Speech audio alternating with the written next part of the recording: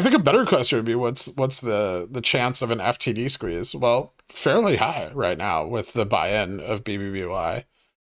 What's the chance for a Volgavana squeeze? I mean, there's an entropy swap in place, so not as high. But if FOMO comes in, RC sparking interest with his Twitter announcements and his letters to the board at BBBY, and if a Volgavana squeeze occurs on BBBY, that could translate to that occurring on GameStop. So the possibility of that is a little elevated from where it was a week ago.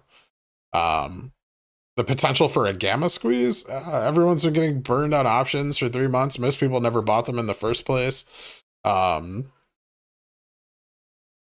If we see price improvement of more than 100%, and then we could see people exercising options and do a gamma squeeze.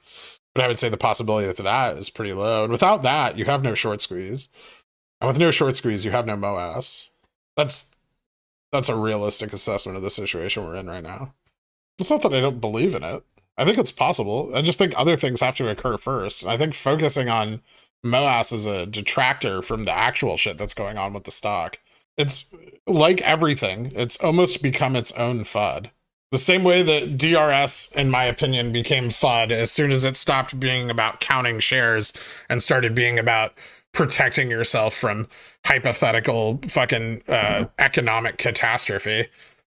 Because the echo chamber just keeps repeating the same thing over and over again. It keeps getting louder and louder until it no longer means what it meant in the first place. Jesus fucking Christ. The Bears versus chat and Discord is giving me hemorrhoids. A breakdown of the cycle is expected preceding a squeeze, much like when your wife misses her period. Baby equals MOASS. I mean, it's the best thing that could happen, but we have to see if it happens. And until it does, we don't know, right? We're in the dark. Check Pigeon Whale chat. Have you filmed a video? I'll watch it later. I want to watch it right now. If one party holds variance position and another party isn't covering their obligations, is a party with a variance incentivized to force the other party's hand? Yeah. These people see black and white, and you live in the gray. That's why you have to over-explain your theories. It's because the market is dynamic, and you never know what's going to come. So looking at things in black and white doesn't it's not going to help you. Nothing is guaranteed. Conservative price targets for FTD squeeze. It's tricky. If an FTD squeeze pops off, we can move a lot, like significantly, right? And that's going to put at least some pressure on variance swaps and cause hedging. It may not cause a Volgavana squeeze because I don't know how the new risk management rules in NSCC 001 and OCC 001 and the new pricing structure for that margin requirement on variance swaps will affect a Volgavana squeeze, because obviously we haven't seen one happen since last year when the rules were different. But it will require additional hedging no matter what. A significant increase in price and volatility will require additional hedging, even if the margin requirements are reduced. And that additional hedging can really drive the price up. And so then we can see, like, that's when we start to see that like 350 range. I don't know how underwater the shorts are now, but if, options bought now at like 120 are, and the underlying's trading at 350, then the ability for people to exercise is very easy, right? Like people can definitely exercise at those prices. And so that can trigger a gamma squeeze. And if it gamma squeezes, I mean, you're talking like 600, 800, maybe 1,000. And that's a point at which could really put pressure on the shorts big time. So yeah, I mean, everything has to line up. Everything has to work out. Options have to be exercised. People have to be not greedy, which is, that's a big fucking ask. And not greedy in more than one way. They can't, for that gamma squeeze to really trigger, you need people that are in longer dated calls, that have time to hold, and are also willing to sit on massive profits and not sell, right? Because without that, once that delta pressure is gone, once they sell, then they can re-leverage and push the price back down. And we know this from past run-ups. This is proven in the data time and time again. People have to remember that DFE never advocated a MOASS. He promoted deep fucking value, the company's ability to reverse their course for big earnings. Yep. But that's not why people bought. Most people bought in January on the run up, or in March on the run up, or in June on the run up. They bought very high and they chased. They didn't know. It's different. That's harder to hold when you're down. And they have, and it's been rough. So I understand the sentiment. I do. Entropy hedge is not cheap. And it has theta, right? What likely changed between November 2021 to now that caused GME beta to go from negative to positive? GME beta has been relatively neutral since last January.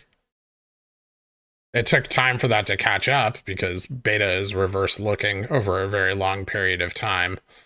But yeah, after the January sneeze, GameStop's beta was, and the subsequent run-ups moved inverse of the market, like March and June, which added to the negative beta. But negative beta is not like a live value. It's reverse looking. And so when you're seeing that negative beta on GameStop, you're really just seeing the effects of those like tumultuous price events, and you're not really seeing the effect of the market on the underlying.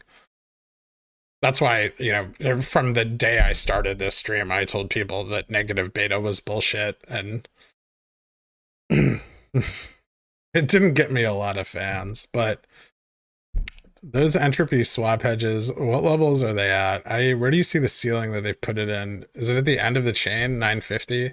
Probably. You have to remember that they're going to try to fade the peak, and that's where the danger is for them, is when they try to flip out of that entropy swap and short the peak. And if the positive delta hedge continues, it can blow through that wall. And if it does, they're destroyed. That could trigger MOASS, right?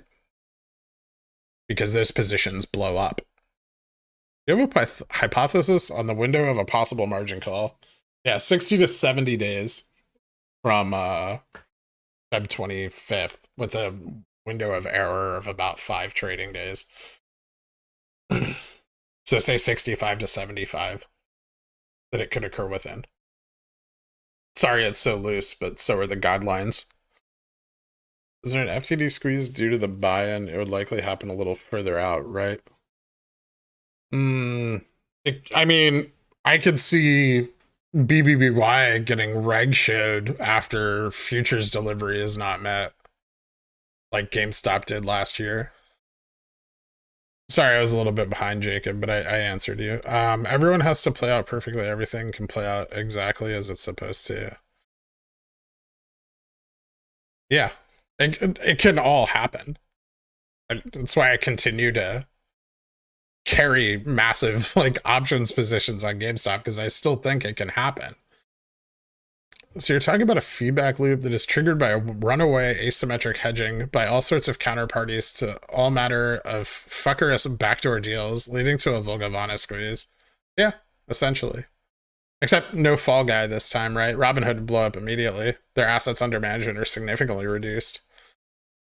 And most people don't have their shares there anymore. Then they got to fight the big boys and try to get buying off the table that way, and they're never going to fail their fucking margin checks.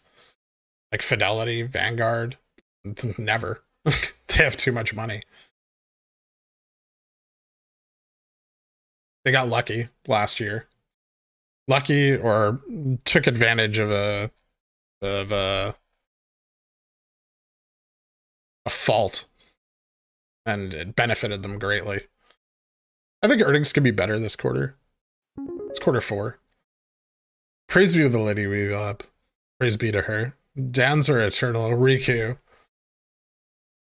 Thank you, Darth. It didn't get you a lot of fans, but hey, at least you have us. That's true. Who's got 2 thumbs and bought the BBY dip and sold the cat rip? This guy. Congratulations, Diddles. Speaking of cat, no, still stabilized. Not filling my fucking limits. That's annoying. If it stabilizes right above them, I don't know what to do. God, I'm gonna have to adjust them every fucking 20 minutes. I have a theory states Jimmy will go up significantly in April and May. It's possible. I can see May more likely than April. But, I mean, if depending on that FINRA deferral. When do you see us hitting 150 again? Could be after earnings. Could be longer. Flip. I suppose I should just clip all of that then, right?